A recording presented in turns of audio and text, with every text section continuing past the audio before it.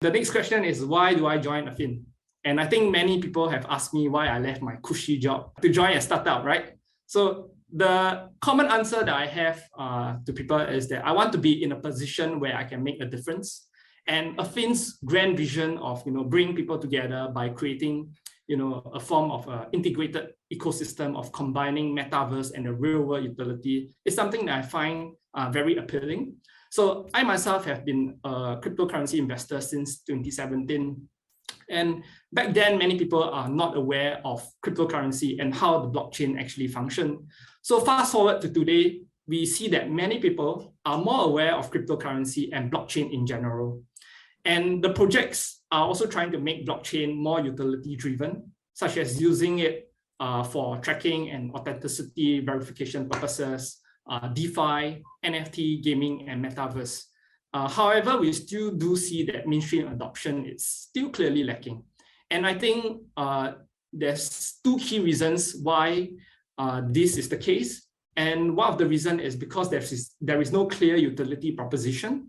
And secondly, is because user experience is still extremely underwhelming in the blockchain space. So if you were to go to a non-crypto person and you ask him or her to actually purchase a cryptocurrency, it's actually quite difficult. You have to go through several hurdles. You have to create MetaMask, go to an exchange, log in, do your KYC and etc. in order for you to gain access to cryptocurrency. So these are the difficulties that we see in the blockchain space. That is why I think in terms of the mainstream adoption, it is still not there yet and it's clearly lacking. And in Affyn, the objective is to be the leader in the blockchain space, by creating a metaverse where people can have fun, play and earn in a sustainable manner, and at the same time, utilize the earnings for real world purposes, right? Like what Lucas has described earlier. I would like to ask this hard question, if you don't mind me, right? I know the draw for Affyn because that's my reason for joining Affyn as well, one of the reasons. But there are a lot of more obstacles, I would say, for you, because to you, you seem like you have a lot more to lose. You have so many things going on in KPMG, and I would call you a high flyer. You jump so fast to your current ranks in just 9 years, which people take a long time to reach what you can actually achieve. What is it that you feel safe for you to drop all that? I think that's a big question on everybody's mind. Yeah.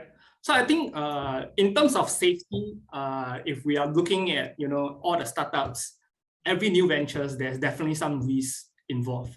But ultimately, when we actually look introspectively as to what we actually want, be it in an organization, I mean, I could have stayed on and worked my way through to be a partner eventually.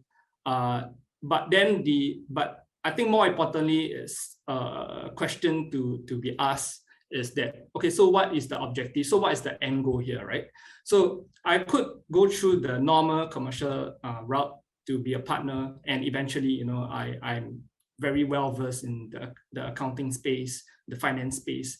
But I think that something for me is still a bit lacking, because what I truly want is something of higher value purposes, rather than something that is climbing the corporate ladder. After hearing Affyn and knowing what's the vision of Affyn and what it tries to create, I feel that it's a bit more purposeful, and therefore I decided to take that leap of faith to join something that I believe in, rather than to go through the traditional route of working in a big four all the way up to the partner. So that's more of a personal view from my end. That I choose to take the leap of faith because I myself personally want to make an impact and make a difference, and I feel that the grand vision of Affyn does align very closely to what I envision it to be. Thank you, David. I think you answered it perfectly, and I do agree with you. I keep also thinking I want to do something bigger than just a simple thing. I like to be part of the story of making Affyn #1. Yeah. But maybe let me just put it in simpler words in a question. How confident are you that we will do it? Will we be able to make it? Yeah. So as a very conservative, financial all financial controllers are very conservative. So I wouldn't give a percentage as to what is the confidence level because all businesses come with different form of risk. But what I can say is that as Affyn, we do operate as a team.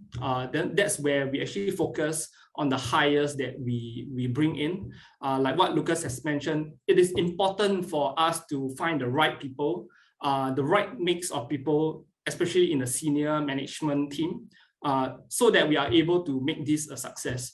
So it's not a individual effort, but I see it more of a collective effort. And I'll say that finding the right people, having the right horse, the right jockey, I think that will make this more compelling and more successful. And in that sense, I think from the past few months, we do see that we have a good number of hires, which we have not disclosed.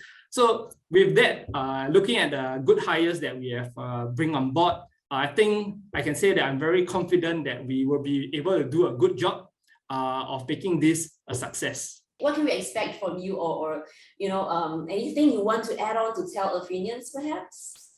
Yeah. So as a CFO, I think in the company, in short, everything involving money will involve me. So personally, I'm in charge of the financial strategy, the budgeting, the tax, treasury, and compliance, such as the PSA licensing requirements, regulation guidelines, and etc. So as part of good corporate governance, I think as a CFO, I see my role as more of the person that's providing the check and balance to the entire company business operations. And so I ensure that proper due diligence and protocols are in place for any significant funds usage.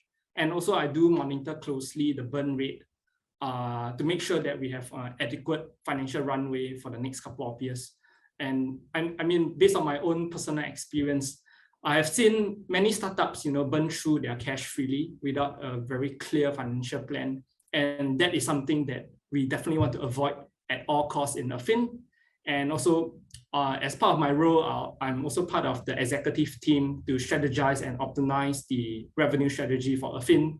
So I work closely with with Lucas and the other senior team management to devise business model so that we can then improve the top line for the company. So apart from just focusing on the cost, my role is also to ensure that the business model that we create are sound so that we are able to improve the top line, maintain a cost-efficient structure, and therefore that will actually create a better runway for us as a startup, which I find that is the most important.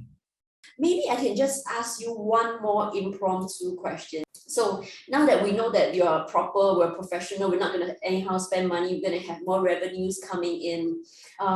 Maybe you can share with us what you have over here, like can leak a news or two that is in the scope of your CFO scope. Yeah. So I think in terms of the sharing, we do have a plan in terms of the financial strategy. One of the things that we are definitely closely looking at and monitoring is the regulations in Singapore. So as you know that for a company like Affyn, where our application do have a real world utility, then there may be a case where we would have to be under the PSA license. And that's where we actually have to work with the regulators in terms of how do we actually acquire the license and what kind of processes, what kind of people, operations are needed, that needs to be in place so that we are able to get the license. I mean, alternatively, what we could do is then to rethink of the organization structure in terms of, if let's say we are unable to get a PSA license, or if the PSA license is too onerous, then what are the alternatives that we can think of? So I think this is something that we are still working in the pipeline, and this will definitely be shared more in the future when we have a more concrete plan and idea as to how best we can approach this. So this is something that from a compliance standpoint, I think is something that we probably could share with everyone. Thank you, 𝙏𝙏. I think this is the part where I remember Lucas talking about why it's important to have a very competent CFO, because without this very important person who is you, we won't be able to take that first step towards getting all these licenses and everything, because there are certain requirements that needs this role to be available. So maybe just one last thing you'd like to tell Affynians, you know, either words of encouragement or words of gratitude, whatever you would like to share. Yeah. So again, I think wanted to bring up the topic that we understand your concerns, you know, that you know the market has not been very kind to everyone. But I mean, whatever that we do, like what Lucas has mentioned, is always for the long term.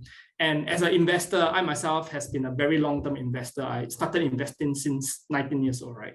I do know that there is some pain that you may have because of the market downside and etc. But you always look as an investment from a very long-term perspective, because in the short term, a lot of factors can affect the market prices and etc. Right? But in the long term, what pans out is typically how well the company perform, how well the company is able to execute the strategy, how strong is the management team. So that is something that you probably would be able to analyze more closely rather than looking at the different market prices from day to day. And so very aligned to what we are doing currently is also to build something for the long term. So we also want you to look at what are the things that we have, you know, what we have in stock for you, you know, what kind of people that we hire, what's the plans for Affyn in the future. And that would actually be the best way for you to judge whether your investment is sound or not. I'm really happy that you were very open to this tough questions I put forward. I'm sorry I didn't give you any heads up for these at all, but I like that you actually answered it very truthfully, just from your heart, exactly the question answers you have in your mind and heart. So I think that's very nice, which is what we always aim for, authenticity, right? So we want to be real, we tell you the real stuff. So talking about real, let me bring a real and excited person into this video. And thank you so much for your time, 𝘕𝙏. Okay, thank you everyone.